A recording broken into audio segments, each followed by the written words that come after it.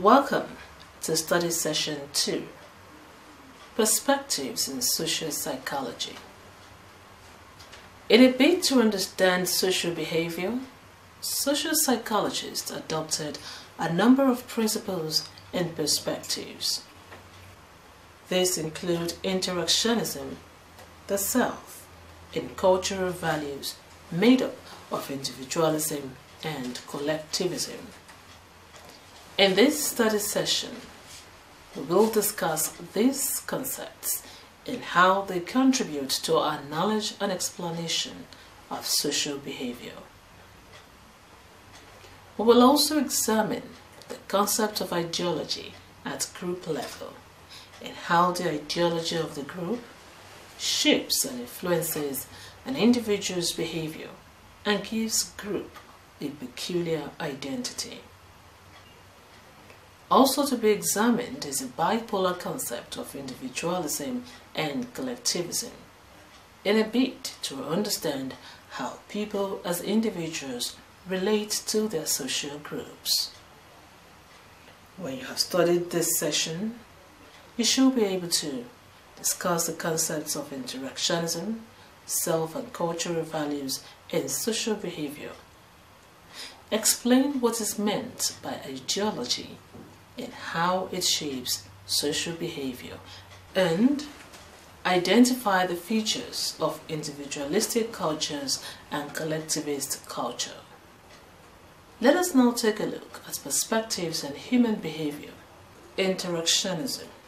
As a perspective, interactionism in social psychology was introduced into mainstream social psychology endeavor of the United States by Kurt Lewin in 1933. Lewin was a Jewish refugee from Nazi Germany who immigrated to the US and established himself as a prominent authority in the field of social psychology. Commenting on this perspective, Franzoy described it as an important perspective in social psychology that emphasizes the combined effects of both the person and the situation on human behavior. Earlier, Blas, 1984, has also commented that interactionism combines personality psychology with traditional social psychology.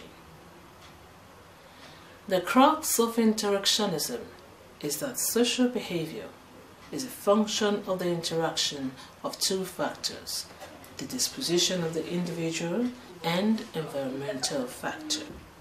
In other words, it would be grossly inadequate to explain any particular behavior based on disposition alone, while discounting the external environment. Personality differences stressed by interactionism perspective indicates that two individuals exposed to the same environmental cues may react differently. The self. From the definition of social psychology, it is obvious that a focus of mainstream social psychology is the individual, how he or she interprets social cues. This interpretation of social cues and resultant behavior has been found to be greatly influenced by the self, and this has made the concept of self to become an important research topic. The self can define social reality, anticipate the future, and change our behavior to be in line with anticipated reality. This is as a result of our abilities to communicate and reflect on our thoughts and actions. For example, if an individual realizes that his work schedule is adversely affecting his family life and detrimental to his physical health, he can revise the work schedule in such a way that the family interest is protected while his health does not also suffer. This ability to think and reflect on the consequences of our actions and take steps to avoid or make amends allows us to create and recreate ourselves in our social world. Snyder 1987 affirmed that because we are active in changing our environment to suit us, some people pay more attention to social cues, while others are more inclined to set and follow their own standards. It then follows that differences in focus of attention lead to obvious significant differences in the way individuals respond to situations. Self-concept has been found to be a major predictor of social behavior. Baumeister was emphatic that the way we see ourselves has an influence on the behavior we exhibit. Turner, 1985, found in a study that self-concept is based on group membership and unique personality qualities. This means that when we think of ourselves in a particular manner, the tendency is for us to act in conformity with the opinion we hold of ourselves. Examples can be seen from ethnic rivalry and superiority complex that have characterized Nigeria as a multi-ethnic entity, where each group feels it is superior to others in certain aspects and thus must have preference over others. Members of such group go about with that air of superiority and attempt to lord it over others. A general appraisal of the self has revealed that the self and what the self believe are often molded by factors in their environment. Another perspective that has strongly influenced social behavior according to social psychology is culture. Franzoy 2000 has defined culture. Franzoy 2000 has defined culture as a total lifestyle of a people, including all ideas, symbols, preferences, and material objects that they share. It has been observed that people react to social situations based on their cultural orientations and interpret social reality in the light of their culture. In other words, the culture is the eyes through which people view the world. In the words of Marcus et al., 1996, cultural experience will shape people's view of reality and thus significantly influence their social behavior. For example, an Igbo from the eastern part of Nigeria does not consider prostrating to greet an elderly person a mark of respect, whereas a Yoruba man from the western part of the country will consider not prostrating a taboo. This simple cultural difference will have a strong influence on how these individuals behave in social settings. Ideology. Every group or society has sets of beliefs and values which guide their day-to-day activities and patterns of social intercourse. These sets of beliefs and values are known as a group's ideology. Ideology has been defined as a set of beliefs and values held by the members of a social group, which explains its culture, both to itself and to other groups.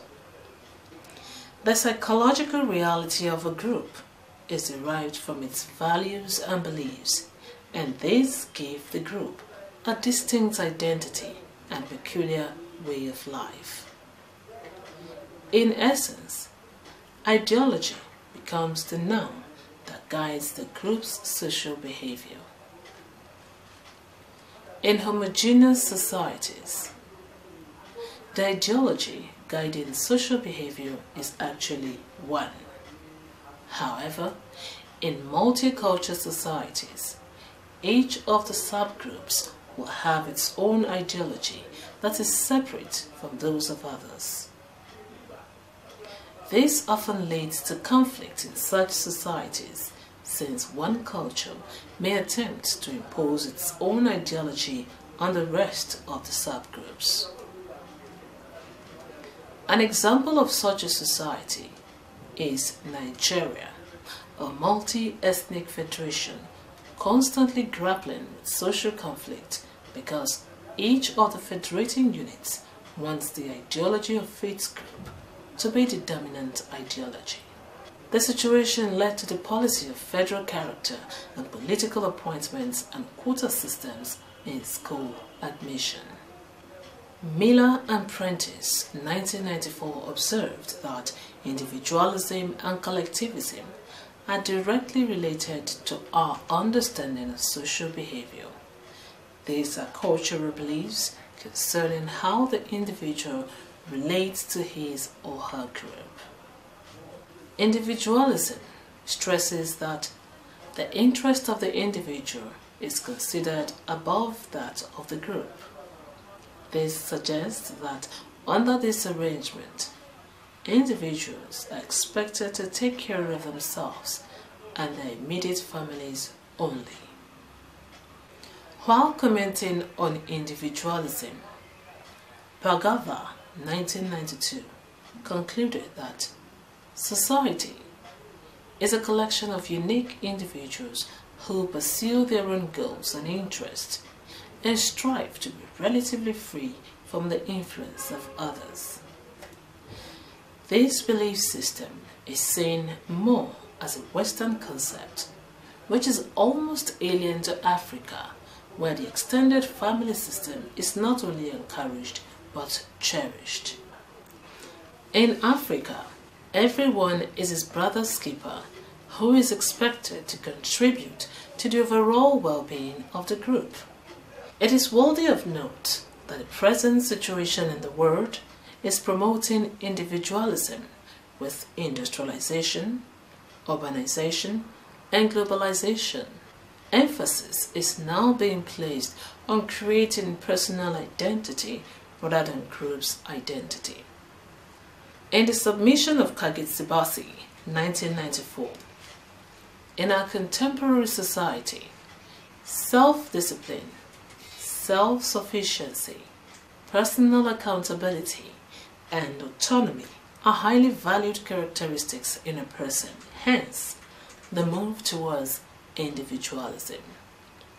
Collectivism is seen as an earlier perspective of human relationship rather than individualism.